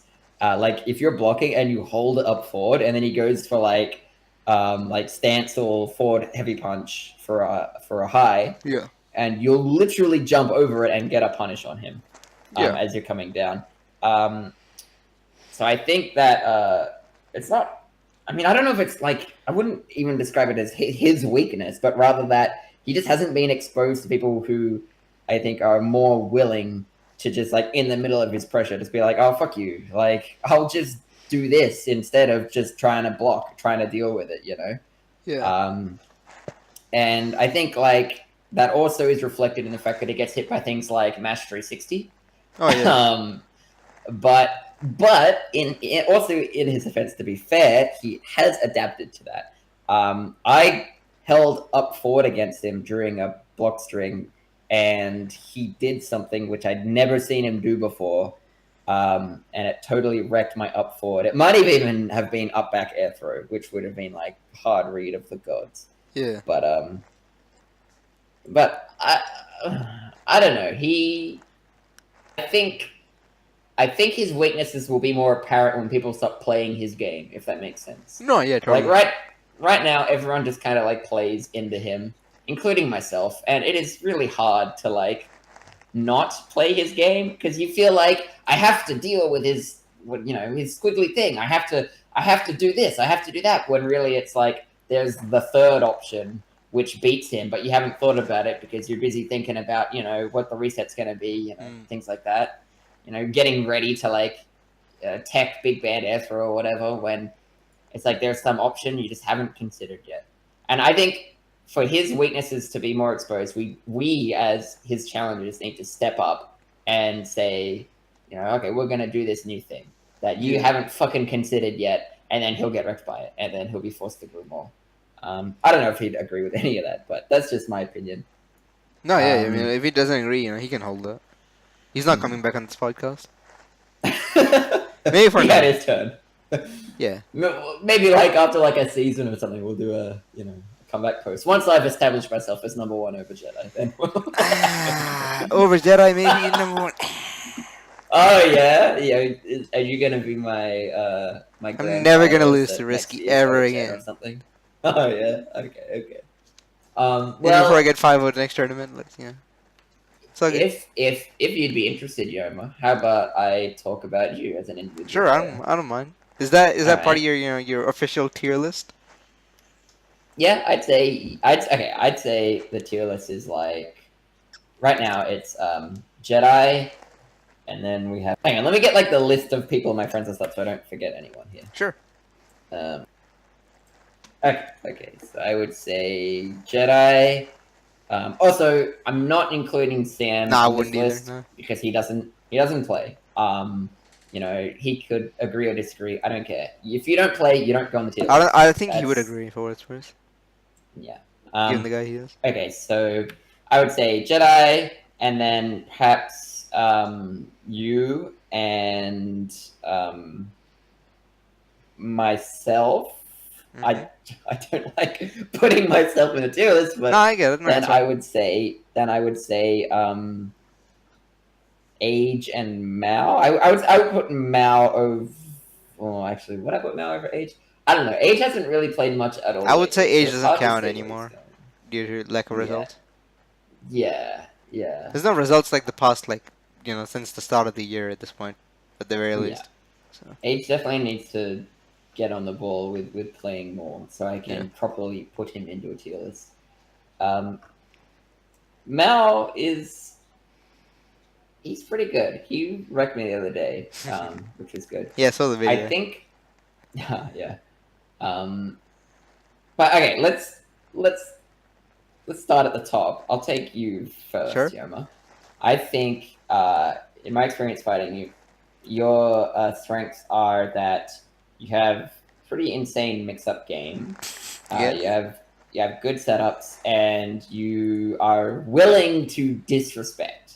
Like, I would say you're actually like the opposite of Mao in that regard. Yeah. I would say you are willing to say, "Oh, fuck your fake pressure," and just do the thing because you know it's gonna work. Yeah. I would say your disadvantage, or your weakness, I guess, in that regard, is I think sometimes you kind of autopilot said responses. Yeah. It's like sometimes, just doing it can be good, but only when it's like there's a reason to think it will work. And Yeah. I think sometimes you might make the call when there's not really a reason to believe it'll work. And I think when it comes to your mix-ups, you kind of autopilot that too. It's Oh like yeah, with totally. Filia, I block beat extend, and you do air dash forward, overhead. Yeah. Although I will say, actually, in our last game we played, I That never noticed got you beat, by the way. low I'm just gonna me. put that out there. Oh yeah, that's on me. I need No, to yeah. I need to take the step from just recognizing it and like Yeah, punishing actually you putting for into doing it. practice. Yeah. For what it's worth, Um, like I was specifically looking at that to try to see like if you would adapt quickly, and I would try to see how quickly I can adapt back to that. For what it's worth, yeah, I mean, yeah, it is what it is. It's a casual set. Nobody really cares. So yeah. no, I get I that totally. think Like my mix-up is totally predictable a lot of the times. you have like the mix-ups. I think it's just important to like you want to just do the option that's going to wreck your opponent because they're thinking something, like Yeah. the thing that's going to open them up. And I think if it's just like, I'll go for the high, without really considering like, well, he's probably expecting it. That's when they're gonna, fuck you up for it. Yeah. Like I said, it's on me for not doing that enough. I should be like, oh, nah, I'm gonna No, yeah, disrespect no, this. yeah. Although I will say, in our last games when we were playing casuals, you did actually do low after like situations where you would normally autopilot high. You went low, and I got hit low after high blocking, and I was like, "Whoa, okay, holy shit!" No, yeah. I Um, mean, it's just I feel like the mix-up sort of characters. I'm not trying to excuse myself from that, but the mm, mix-up characters, they kind of just, if the gamble works, so it works. If it doesn't, it doesn't. So it's kind of yeah, that. So there's a bit of that.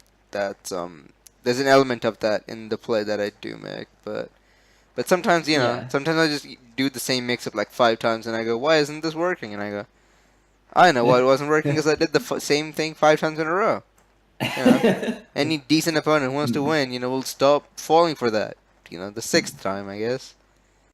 Yeah. Also, one thing also I would say is that I think maybe when it's like you are starting to lose, I feel like this is kind of weird to explain. I feel like when you expect to win a game, if you start losing, you kind of crack a bit. Yeah. But on the other hand, if you're expecting to lose a game and you start losing, sometimes you just like fucking massively power up instead.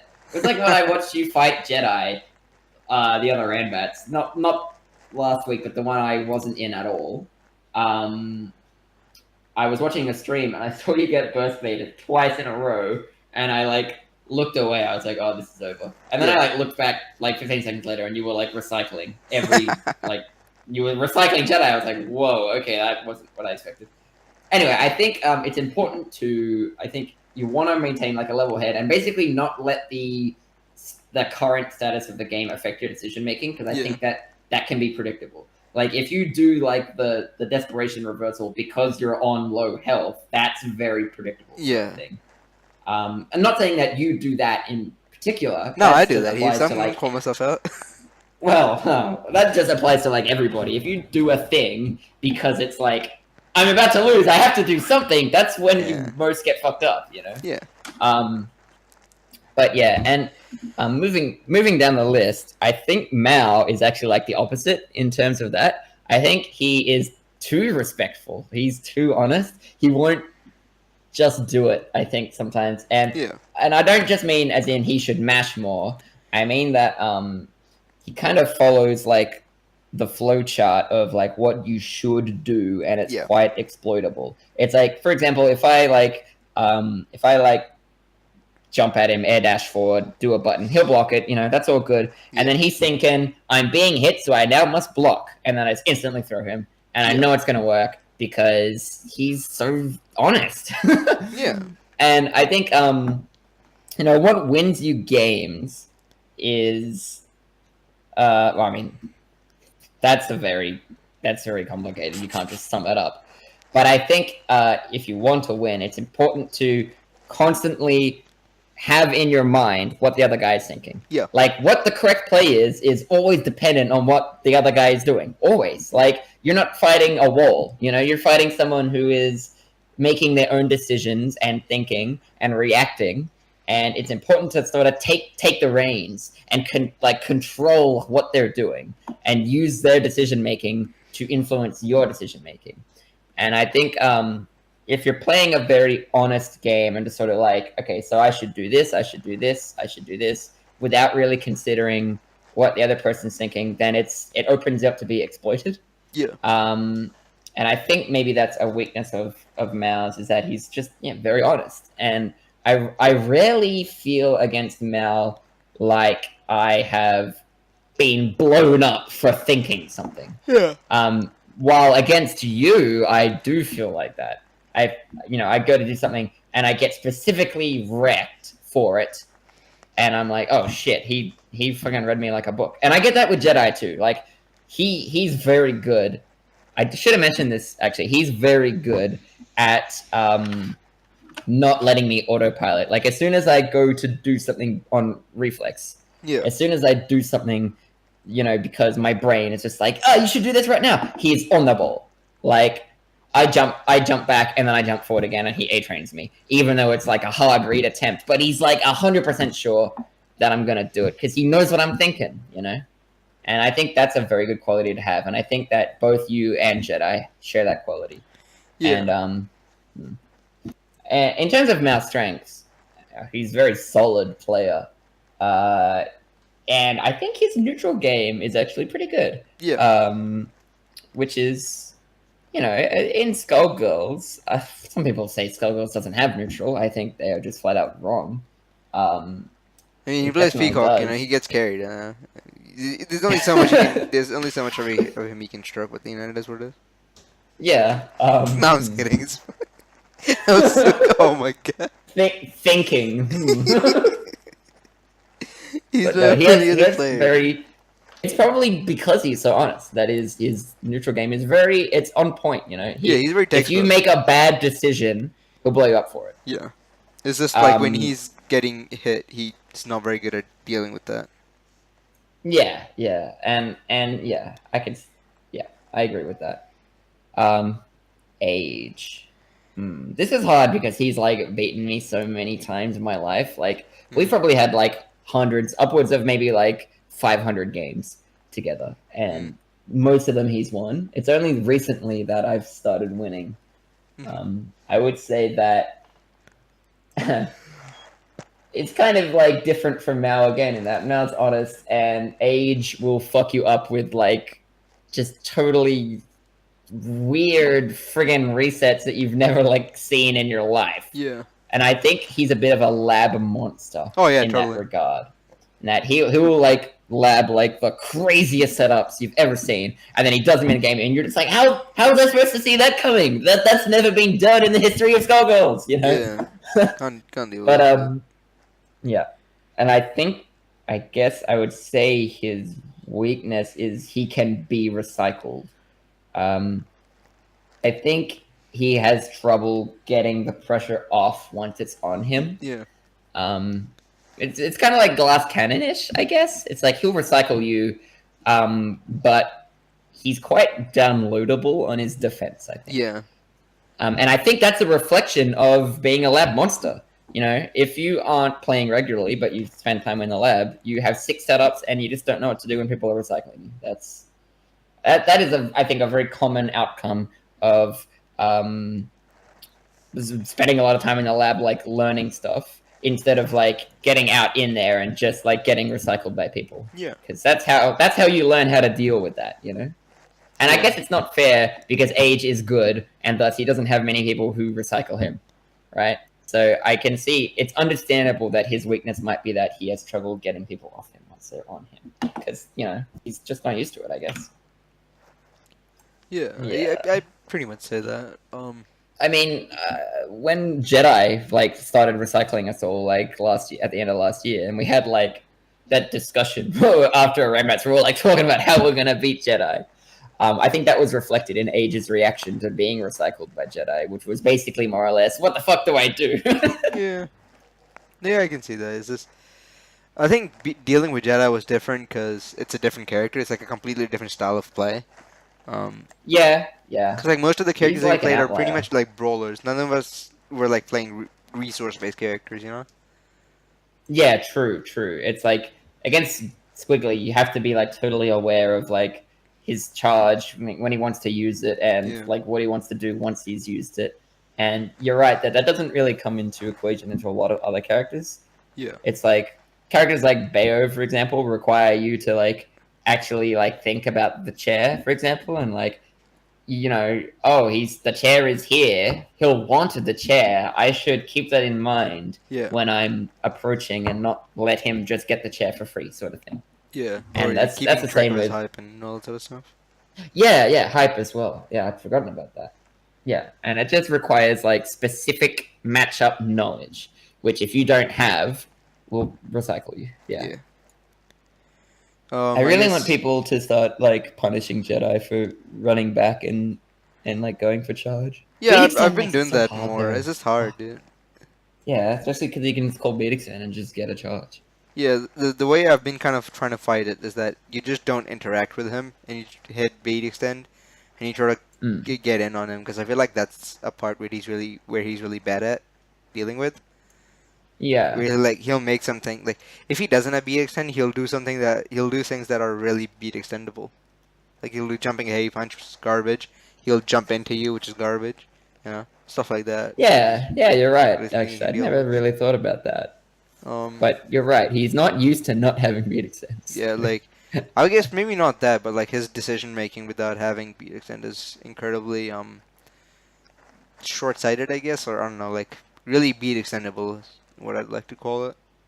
Yeah, And I think, I yeah, mean, no, maybe not I just get beat that. extendable, but heaps of characters can do that, even like solo. Like Beowulf is Mm. great at destroying that. I feel because I think at one point I was getting really close to beating him with Beowulf consistently by just hitting the Right. assist with heavy punch, like crouching heavy punch and just jumping forward or whatever. And if he's doing Mm. something, I just heavenly it because he can't do anything that beats heavenly. Mm. And if he does sing SBL, I don't care. He wasted his time. He wasted resource. He doesn't have one bar. Like if he gets the charge, I don't care. He doesn't have the bar to because he really doesn't build bar in neutral that well. That's always something you Mm. have to worry about, or like that's always something you can call Squiggly out on doing. So that's something you can Mm. attack her with. So like that's the thing with Squiggly. You can't really attack her like you would attack other characters. You can't deal with them by vector of approach or just screen positioning or anything like that. You have to focus on destroying their resources and calling out Yeah, for resources sure. such as the assist, such as their bar, such as their charge is how you effectively beat the character because they're designed to be really, really strong with those resources. For sure. And I also think that on top of that, uh, you know how before I was talking about how people play like passive against Jedi because they're scared or whatever. Yeah, That actually works really well for resource characters, yeah, like in their favor, because people back off and you get to charge up for free. yeah, I think when people like get more active about okay, so he wants the charge or whatever, and just like go in, or maybe he like does sing, but you jump back like someone who or jump forward, I mean, yeah, do yeah, it like someone who was smart. So you didn't get graved or whatever. yeah, So then it's like instantly it's time to be like, all right, it's my turn. I'm gonna put the pressure on you now and make it hard for you to get yeah. your resource back. Because I Squiggly think ultimately like that'll is garbage on defense. Or defensive capabilities are nothing to Yeah, for sure. If nothing she right doesn't home have level about it. 2 sing, she has like nothing. Yeah, if she has uppercut, that's cool and all, but otherwise it's kind of whatever. She's Yeah, a light character, which destroys her because she gets reset by the easiest things to reset in the entire game. yeah, Um, stuff like that. So you got to be attacking that sort of stuff against Squiggly. yeah, Um, yeah. other than that, sorry, what were you saying? Sorry to interrupt.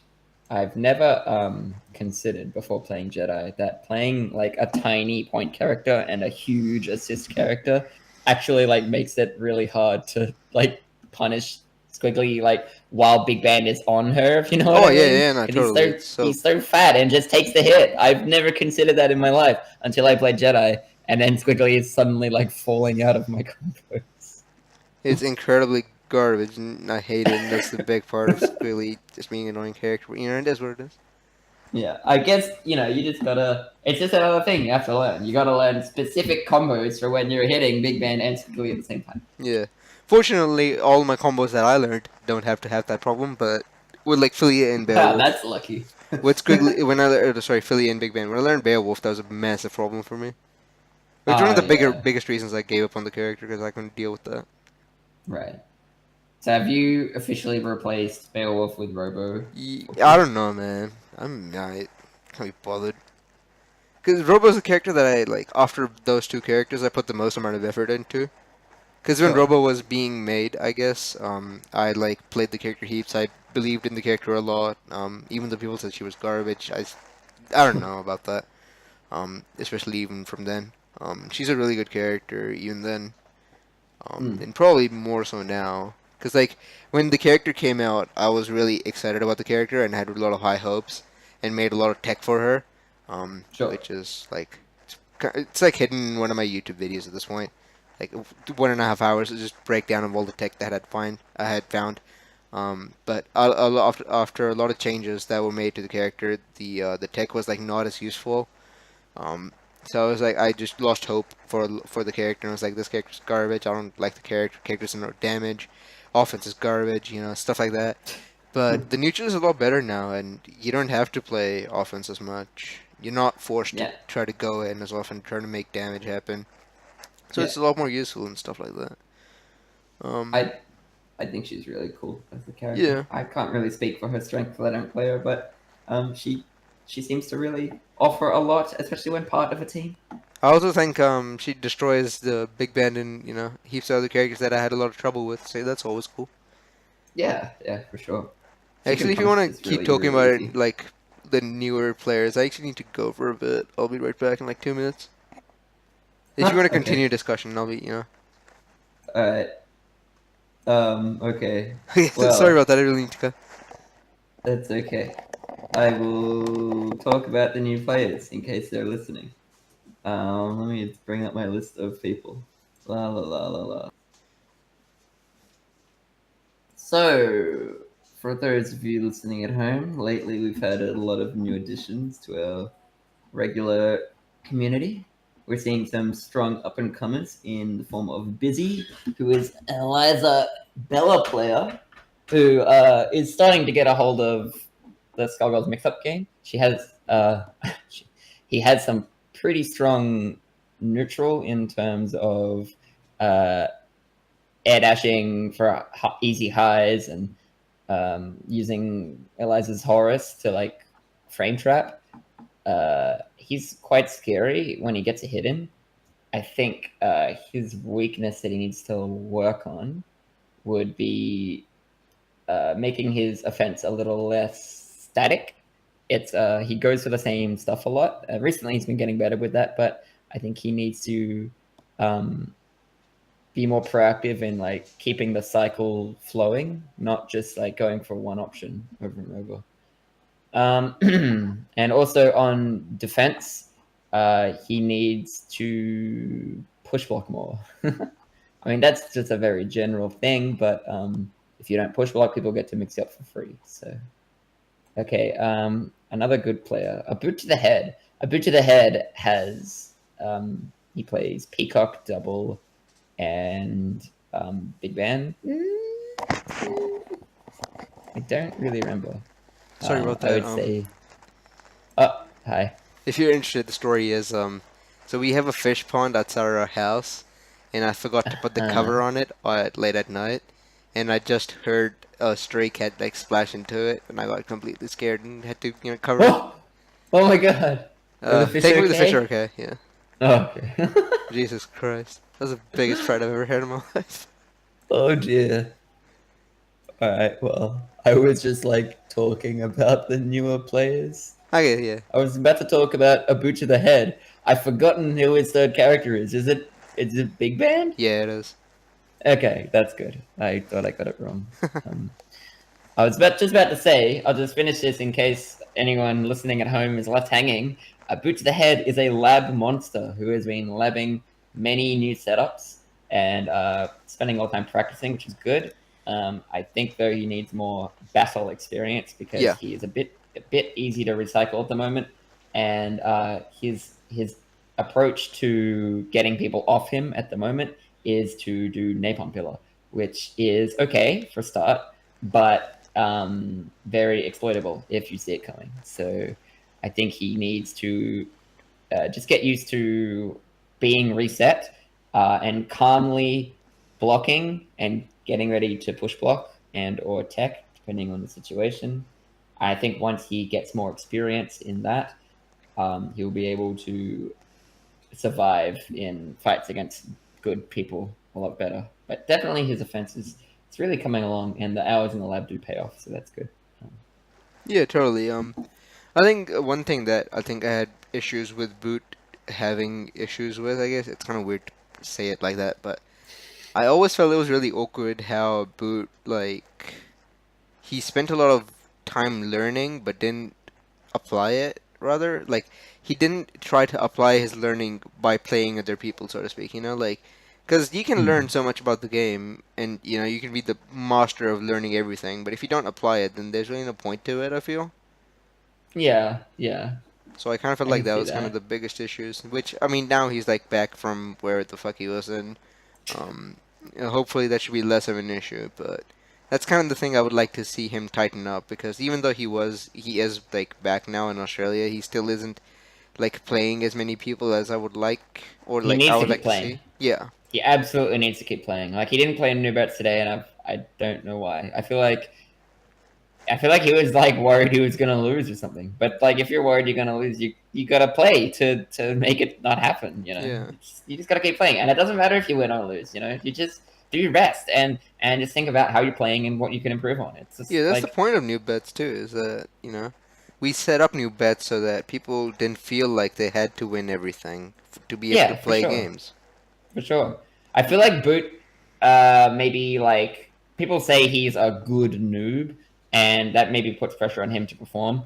But like, it's not the case. You're only ever as good as your like results recently. If you don't play, it doesn't like preserve your status as good. You should just keep playing, and if you're losing, then whatever. That's just how it is, and you just got to work on that. And Yeah. there's nothing wrong with losing anyway. Like that's how you get better. You got to be able to lose, like, and not get mad about it. Well, I mean, even if you get mad about it, you have to at least think about it and like take it in and be like, okay, okay, okay, this is what I'm going to do to fix that, etc. And if you can do that, then you'll get good. And it just you have to keep playing for that to happen. You just have to keep playing. And I really want him to keep playing because I feel like he could get good. And he spent so long in the lab, it would be a shame for him to drop off the map because he didn't play anyone. Yeah. Yeah. Anyway, not to go on a big rant about Boot. I could just like message him this stuff personally and get him to keep playing. I think Yeah. I I don't should, I know. should have forced him to play new bats today. Ah.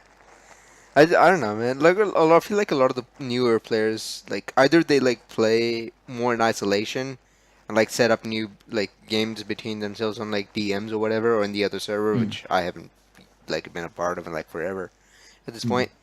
But I feel like more of that stuff needs to be more public, I guess, and just so not even so that it's for them themselves. It's more so that other people can see that they're interested, and that just keeps. Yeah, It's kind of like a weird way to kind of phrase it, I guess. But I feel like the more you kind of outwardly portray that you're putting effort into the game, at some point it stops being like outwardly. It just becomes I just want to get better at this. You know, Yeah, sure. and Yeah. like the effort you put into it. Okay. The effort Huh? you put into it starts to become more and more for yourself though, rather than just to be like for other people. Which, like, I mean, if Mm. you if you go too far the other route, you just try to be good for the sake of others. That's a completely different story. That isn't a happy ending. Yeah, But yeah, for sure. that's that's how that goes, I guess. Yeah. And I think also hearing people talk about how they want to improve also will encourage others to do the same thing. Yeah, Especially when said people seem happy about their progress or like make steps in improving. That does wonders for other people who are looking like that could be me. That could be me if I just put my mind to it. So yeah. yeah. I don't know. Ugh. I There's heaps want to of see people everyone that get you good. can talk about when you start going to noobs, I guess. But I don't know. It's up to you how much you want to talk. We've gone on for like 1 hour 40 minutes, which is I think that's the average time for the podcast. I think we have 2 hours for Tomo. There's 2 hours for CM. But most of them have been around this time, so it's Wait, up to you you. you did one with you did one with Tomo? Yeah, that was like the second one. Oh fuck! I gotta watch that. There's a that's on I my didn't see it. my own channel. That's not on the SGOCE. Which I I think see. I see. I'm looking to just move them, I guess, at some point. The worst thing is I don't have my local recordings for them because as soon as I put them on YouTube, I just delete them because I didn't have any space on my laptop. But Sure.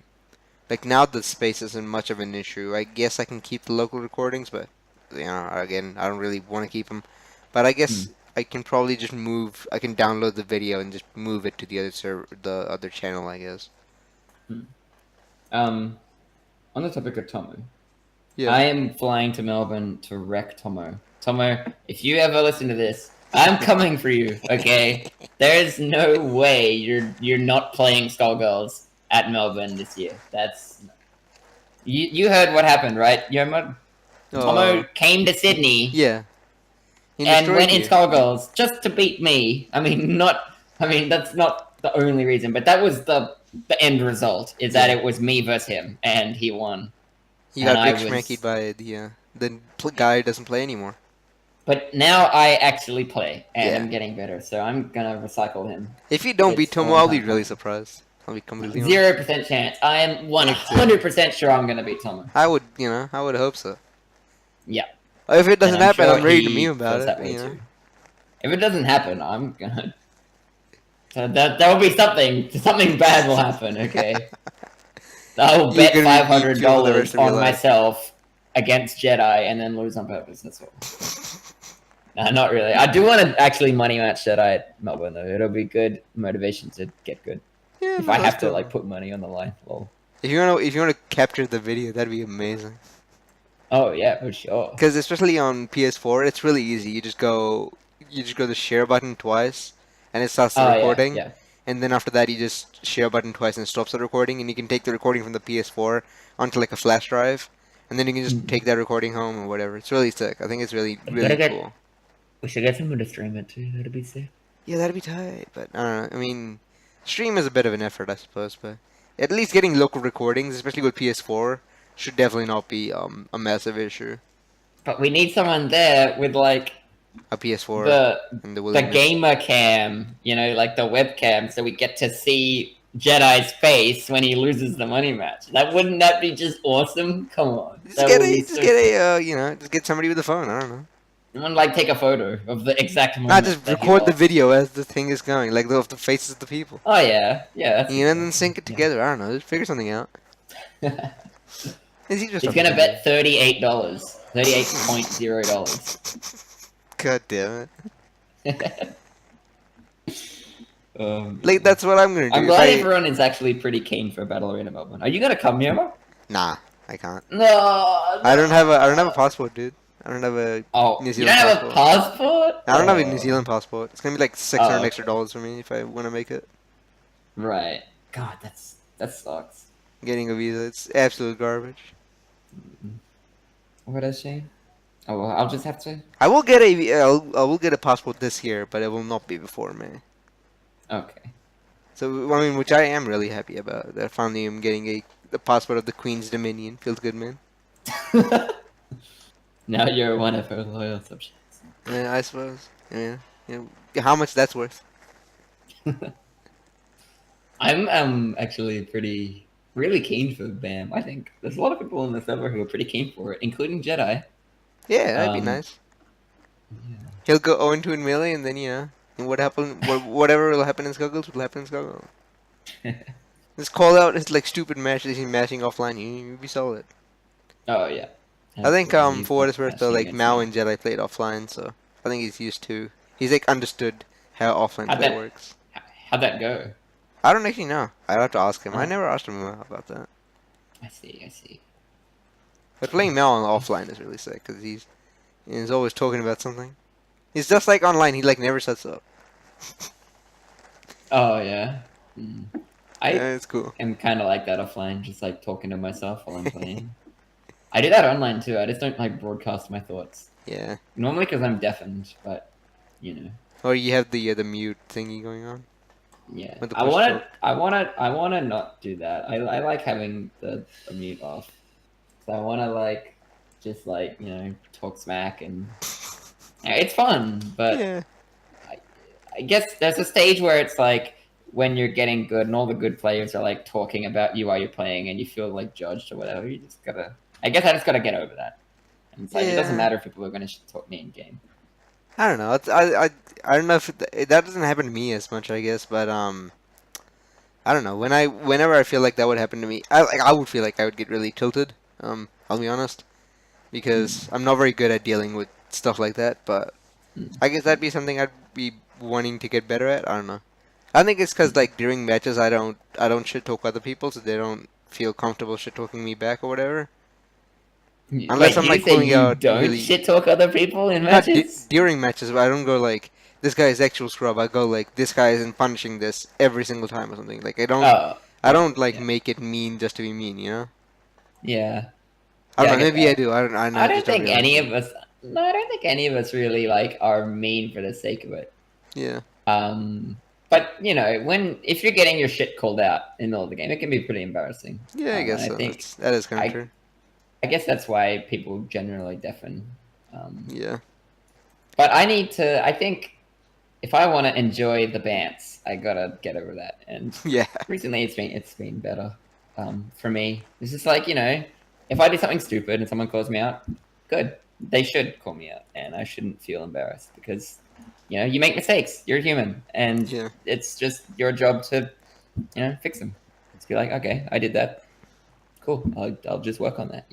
Yeah. So it's not that big of a deal. I think. Another thing for me is that it takes my focus out of the game, and offline it's like less of an issue. I feel because generally people won't be screaming in your ear because they're not uncivilized barbarians. Um, But like online, you have the headset on. They're literally screaming in your ear. You can't really Yeah. help with that. Yeah, Um, true that, true that. And it's like a respecting offline. When people are playing, you don't disturb them. Well, I mean, I mean, some we people were do, but we were they're further disturbing away. busy at YSB, but Yeah, yeah, they are. They're farther away. You can drown it out, and there's lots of other noise too. So yeah, it's like it's just part of the background noise. yeah. I went to a tournament because I went to the tournament in March in Oakland, and I screamed so much at the Street Fighter 5 because it was legitimately really hype.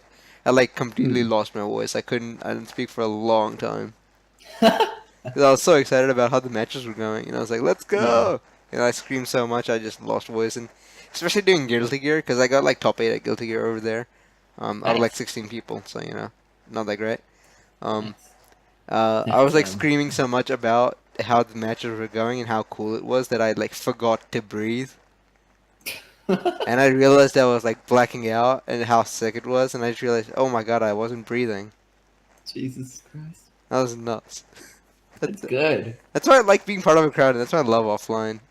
Yeah, it's so hype. That's why like even though Skullgirls Online is really good, I would like if we could have offline and quit online Renbats, I would do that. Yeah, yeah, I I would mean, too. if you have like consistent offline, obviously, like if you have Yeah. once 2 months, I don't know, sign me out. A little meat in the like whatever middle part of New Zealand and Australia is. What is that like? The eastern side of Victoria or something. Uh, We'll all go there every the 2 years. Tasmanian What Ocean? else? I don't know. Tasmanian Sea? Something like that? Yeah, on like a barge or something. Yeah, dude. Just have it in like a bunch of planks or something. Get solar energy to power the setup. And Oh whenever man. Jedi went, you just pushed them off the raft. Yeah, I was just about to say that. Oh god. He wins. He's Oh like, yeah. Squiggly is so tight. I'm so good. And he's like, no, I don't want to deal with Off your he garbage. goes. And then as I'm doing 5 overheads in a row, Mao just looks at me and he's like, I'm really contemplating this right now. Because that was the Matt first won't time I do ever it. did that. He'll just tell you he's thinking about it. And he'd be like, yeah, something like that. And I was like, yeah. But yeah. I don't know much else to talk about. I'm gonna feel like we're just stretching this for no real reason. Yeah, we're entering meme territory now. It's Maybe it's not time to great. wrap it up. So, do you have any like final shout outs, any last thoughts, any comments, anything like that? No individual shoutouts, but I will say, if any noobs watch this, it's. I really hope that everyone continues to enjoy the game. I really want to see people start to get good. Get better. And I really want to see people like level up, And I'd say this to all the noobs out there is that you can do it. And even if it feels like you've hit a wall or that, you can't get any better, there's always a way you can improve. And you just need to find what it is that's holding you back. And I think don't be afraid to approach better players and ask them, because no one's ever gonna think like, oh, you're so stupid for not knowing this or anything like that. Yeah. That's so. I want everyone to get better. I mean, that Yeah. sounds really cheesy and like, oh well, no shit. But No, like, yeah. Not it's something that's like people say like, oh, it doesn't need to be said twice. Well, sometimes it does. yeah, I think it does. It's like, it's good to be reminded that you can do it, and that people, that there's a group of people, a community that are supporting you in that regard. So, yeah, and I hope all the best for the whole community for all of 2018. Yeah. I really want to see us go places, and I'm sure that with the right, with just a bit of effort, I'm sure we can keep it up and keep growing. Yeah, I mean, we'll I'm definitely really co-sign on happy the with that. definitely co-sign on the ask better players because they'll show you the way. Yeah.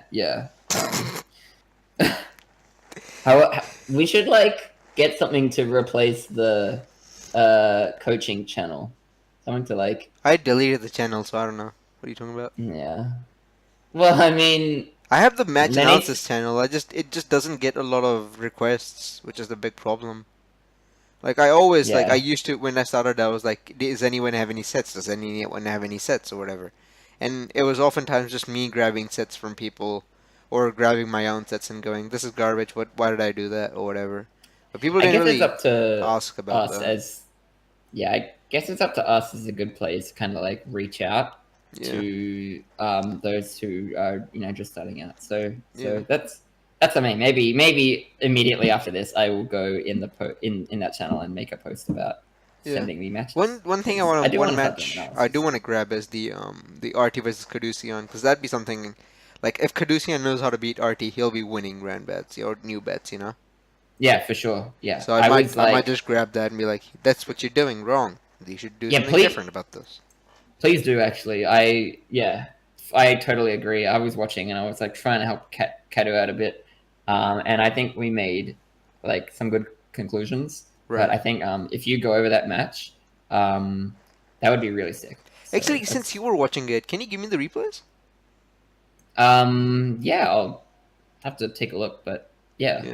I can do Because that. I can ask Kadu, but he might be offline or something. But you'd definitely be offline like for like a little bit, I guess. If you can find me the replay somehow, it'd be amazing. Yeah, sure. Okay, I'll see what I can do and Sweet. send it over to you. I'll be sure to make analysis about it, like probably tomorrow even. Because I won't be doing much like in the next few days. Oh, just before we sign off or whatever, there Yeah. is one particular call out I want to make. Is that Jedi Link? I'm gonna fuck you up at Battle Arena Melbourne. Okay, you mark my words, buddy. I'm gonna rid you of $38. Alright. I don't care that I got 20-0 yesterday. I'm not fucking bothered by that shit. I mean, clench your butt, my dude. We will see. But no, yeah, man, it was cool. It was it was neat getting you on, getting your thoughts about different things, just having a bit of bit of a chatter, I guess. Yeah, it was fun. Yeah. For the people, I guess this really ends the set of good players at this point that I really wanted to talk about, or rather talk with. I had one idea. What was to get one of the noobs as soon as they graduated from noob bats, just to kind of Sure, cover their from scrubs to winners clubs, I guess. It should, sure. But seeing That as sounds that like a hasn't good idea. happened in a bit of a while, I guess. Um, I don't know what to do with this. I might, because I always had the idea of turning this into not just a people podcast, but also just a talking about the game podcast, and me like, this is what we think about the game in this situation and that situation, and like approaching fundamentals and stuff like that, like great general concepts, and just getting people to talk about it, and Sure. for 1 to 2 hours. So I don't know what to do. Should I continue, one of the things or the other? I guess Oh, I'll just like make. make a big post about it and get other people's opinions as well. Well, I mean, if there's interest, why don't you could maybe try doing like a sort of a group conversation rather than just one Yeah, on like not one. You not could just two like, people. I definitely get more than two people with yeah, the general topic sort of deal. it's like It's with harder the to manage, but should be able to do it. yeah. I mean, with the like the noob thing, given some time, if we see some more direction improvement and involvement with the sort of the good noobs. I just really hate describing people as like good because it's just such a blanket term. But Yeah, like the people who are kind of putting in the most effort, you could like get a group of them in and just like talk about the game, why they're playing. yeah, yeah. I Like mean, I'm sure you're the man with the ideas for like content. But just saying, like, yeah, having like a group of people in might be pretty good. I yeah, reckon. definitely. Like especially for the fundamentals thing, because I wanted to talk about heaps of different fundamentals and maybe Yeah, even just covered characters by like very general concepts, not even like the opposite of tutorials, like just talking about general things like this character's got this cool thing, or that cool yeah, tech that's coming out, or this is one way to defeat the character that hasn't been discovered or mentioned much or whatever, anything like that. That'd be nice. yeah, Just general conversations rather than just getting one person to talk for like 2 hours or whatever. yeah. Sure. Um, Yeah, I like that idea.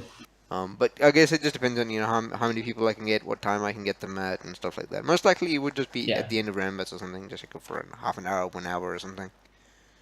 Oh yeah, that would Um, be a good idea. but yeah, other than that, I don't really have much. Thanks to Risky for coming on. Risky, do you have any final shoutouts? No, I think I've said what I need to say. Sweet. With that, that'll be the end of this, I guess, set of podcasts. Um, I hate. I guess that wasn't really a great way of putting it. That's the end of this podcast. The next one will be about a completely different topic. So stay tuned. Woo.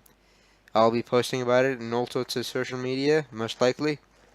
So hope you guys enjoyed this. Hope you guys will enjoy all future content, and catch you guys next time. Peace. See you.